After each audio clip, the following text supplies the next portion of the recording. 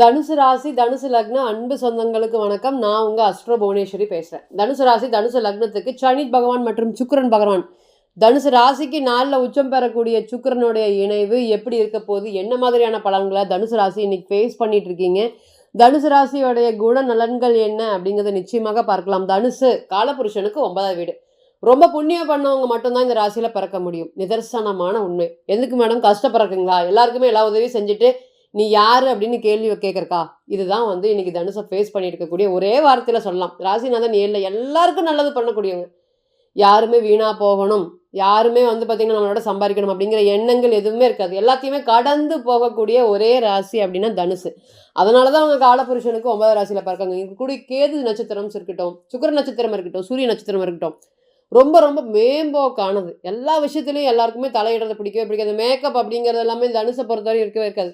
இயல்பாக, சிம்பிளாக, அமைதியாக நம்ம எப்படி இருக்கோமோ அதே மாதிரி இருக்கலாம் அப்படின்னு நினைக்கக்கூடிய ஒரே ராசி. மௌனமான வழி நிறைய இன்னைக்கு டிராவல் பண்ணிட்டு இருக்கக்கூடிய ராசி. வழிகளை டிராவல் பண்ணிகிட்டே இருக்கக்கூடிய ஒரே ராசி இன்னைக்கு இவங்க தான். அறிவு சார்ந்த ராசி. தான் உயரும் போது தங்க கூட இருக்கக்கூடிய நபர்களையும் உயர்த்துவாங்க. எப்பேற்பட்ட சூழ்நிலையில் வாழ்க்கையில் 0லேருந்து ஸ்டார்ட் பண்ணாலும் நான் ஓரளவுக்கு வந்துட்டேன் இன்னைக்கு அப்படின்னு ரொம்பவே படிச்சிருந்தாலும் படிக்காட்டியும் ரொம்பவே பார்த்திங்கன்னா அறிவு அப்படிங்கிறது இயற்கையாகவே இவனுக்கு அதிகமாக இருக்குது, இவங்களுக்கு அதிகமாக இருக்குது அப்படிங்கிற மாதிரி பெயர் வாங்கக்கூடிய ராசி. இன்னைக்கு எண்ணம் போல் வாழ்க்கை யாருக்கு அப்படின்னா இன்னைக்கு தனுசுக்கு தான். பொதுவாக பார்த்திங்கன்னா நான் அதுக்கு ஆப்போசிட்டாக தான் நடந்துட்டு இருக்கு. எல்லா சூழ்நிலையிலும் இன்னைக்கு ஒதுக்கப்படுறாங்க. தனுசை பொறுத்தவரை ஒதுக்குனா அவங்களுக்கு தான் நல்லது. ஆப்போசிட்டில் இருக்கிறவங்களுக்கு பார்த்திங்கன்னா ரொம்பவே கெட்டது. ஏன் அப்படின்னா தனுசு மாதிரி ஒரு நண்பர்களை நம்ம இயற்கையாகவே வச்சுக்கிறது நமக்கு நிறைய விஷயத்தில் ப்ராஃபிட்டை ஏற்படுத்தி கொடுக்கும். நிறைய பார்த்திங்கன்னா இந்த தனுசை பொறுத்த வரையுமே பழகுனா உயிரவே கொடுப்பாங்க. ஆனால் நீ ஏதாவது ஒரு விஷயத்தில் இந்த மாதிரின்னு தெரிஞ்சிருச்சு, தனுசெல்லாம் லவ் பண்ணணும்னு வச்சுக்கோங்க, இது எவ்வளோ பெரிய விஷயங்கள் இருந்தாலுமே, நீங்கள் 0வாக இருந்தாலுமே, பொருளாதாரத்தில் பெரிய ஆளாக இல்லாமல் இருந்தாலுமே ஒரு ஹோப் கொடுத்துட்டேன், ஆனால் நான் காப்பாற்றியே தீர்வேன், நான் இந்த லவ் காதலுக்கு சம்மதிக்கிறேன், நான் ரொம்ப நாள் இதை ட்ராவல் பண்ணுற கொண்டு போய்க்கிறேன், என்னை நம்பி இன்னொருத்தவங்க இருக்காங்க, நான் காப்பாற்றணும், இதெல்லாம் யார் சொல்லுவாங்க அப்படின்னு கேட்டிங்கன்னா தனுசு தான். இந்த தனுசு ராசி நீங்கள் கல்யாணம் பண்ணாலும் வச்சுக்கோங்க, இங்கே இருக்கக்கூடிய கேது ஸ்டாரவே நிறைய விமர்சனங்கள் அப்படிங்கிறது இந்த மூல நட்சத்திரத்தில் விழுகுது.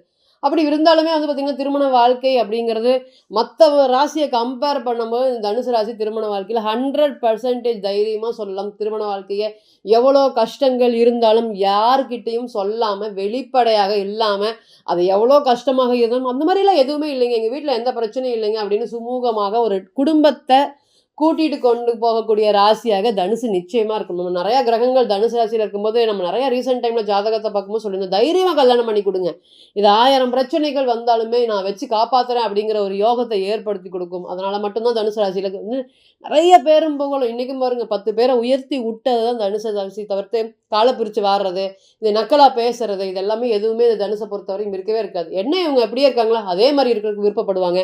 ஒரு தடவை ஒரு நம்பிக்கை துரோகங்கள் அப்படிங்கிறது நடந்துருச்சுன்னா எத்தனை நாட்களானாலும் திருப்பி முகத்தில் முழிக்காது. அந்த பழைய சாப்டர் அப்படியே க்ளோஸ் பண்ணிவிட்டு அப்படியே கடந்து போயிடுவாங்க. அதுதான் இந்த ராசியை பொறுத்தவரையும் ஒரு பெரிய அளவுக்கு பாசிட்டிவான விஷயங்களும் சரி, ஒரு பெரிய அளவுக்கு நெகட்டிவான விஷயங்களும் அதே மட்டும்தான் இருக்கும். இன்றைக்கெல்லாம் இவங்களை நிறைய பேர் ஏமாத்துறாங்க.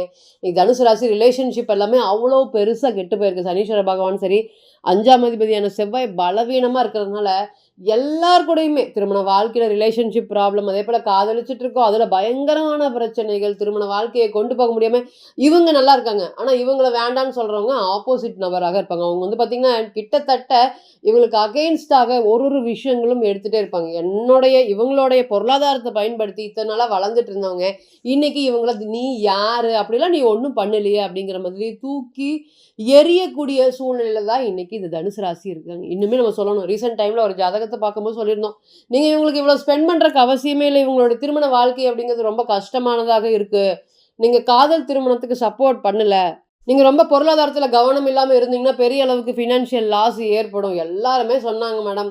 நீங்கள் பார்த்திங்கன்னா காதல் திருமணம் ஆயிரும்னு சொன்னாங்க. நம்ம சொல்லியிருந்தோம், கிளியராக சொல்லியிருந்தோம், காதல் திருமணத்துக்கு வாய்ப்பு இல்லைங்க அப்படிங்கிறத சொல்லியிருந்தோம். ரொம்பவே சோகமாக போனாங்க. கிட்டத்தட்ட பார்த்திங்கன்னா அவர் இத்தனை வருஷமாக அந்த ஒரு 30 வயது பையன் கிட்டத்தட்ட ஒரு 10 வருஷமாக அந்த பொண்ணுக்கு அனைத்து பொருளாதார உதவிகளும் செஞ்சுருக்காரு. எல்லாமே, அதாவது இந்த பொண்ணு இன்னைக்கு வாழக்கூடிய வாழ்க்கை எல்லாமே இந்த பொண்ணு 0வில் இருக்குது. இந்த பையன் பார்த்திங்கன்னா தனுசு ராசி நம்ம ஃபேஸ் பண்ணோம். லக்னம் பார்த்திங்கன்னா வேற லக்னம்.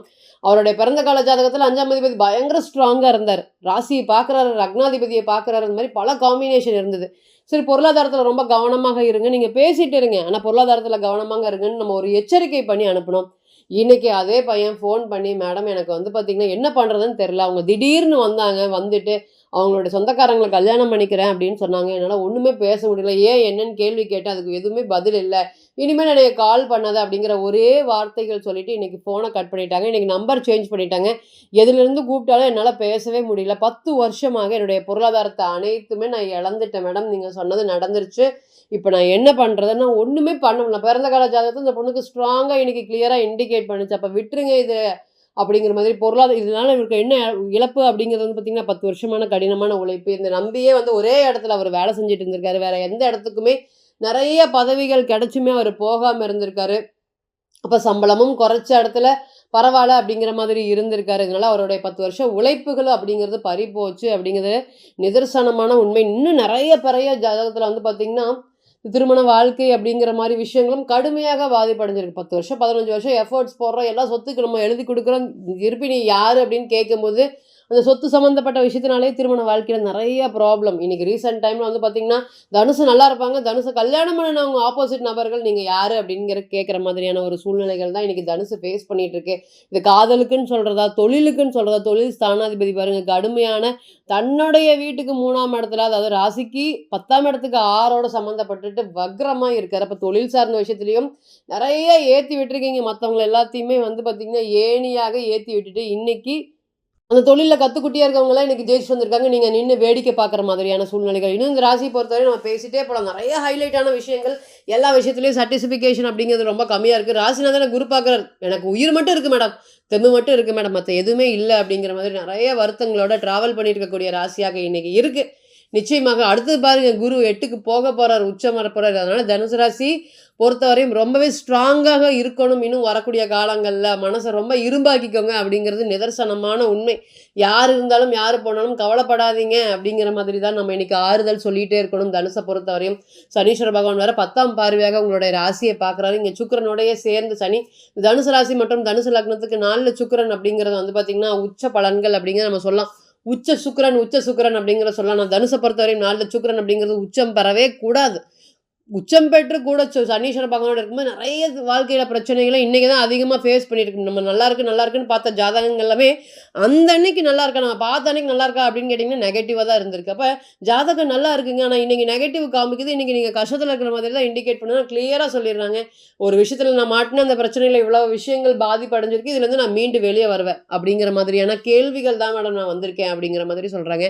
இன்றைக்குமே மதித்து உயர்த்தி விட்டவங்களாம் எல்லாரையுமே வச்சு பார்க்கக்கூடியது. எத்தனை நாள் ஆனாலும் அதெல்லாம் மறக்காத ராசி. இன்னுமே ஏன் மற்றவங்க இவங்களை இப்படி பண்ணுறாங்க அப்படிங்கிற மாதிரியான கேள்விகள் தான் இன்றைக்கி அதிகமாக போயிட்டு இருக்கு. இத்தனை நாளாக காசு தங்காமல் கஷ்டப்பட்டுட்டு இருந்தவங்களுக்கு சனி சுக்கிரன் கிரக சேர்க்கைகள் காசு பொருளாதாரம் சார்ந்த விஷயத்தில் இருக்கக்கூடிய பிரச்சனைகள் எல்லாமே பாதிப்புகள் எல்லாமே படிப்படியாக விலகும்.